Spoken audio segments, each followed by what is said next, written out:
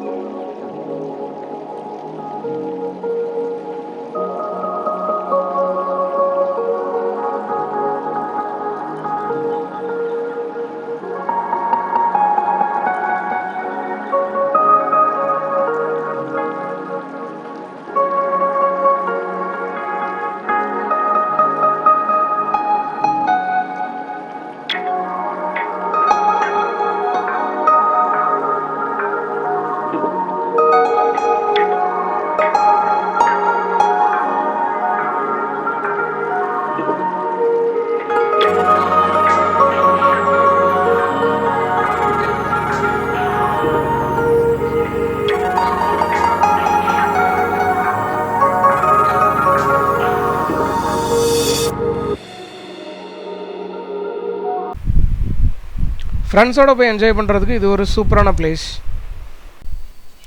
இந்த வீடியோ பிடிச்சிருந்தா லைக் பண்ணுங்கள், உங்கள் ஃப்ரெண்ட்ஸுக்கு ஷேர் பண்ணுங்கள். இது போன்ற ட்ராவல் வீடியோஸ் பார்க்குறதுக்கு நம்ம ட்ராவல் எக்ஸ்ப்ளோர் சேனல் சப்ஸ்கிரைப் பண்ணுங்கள்.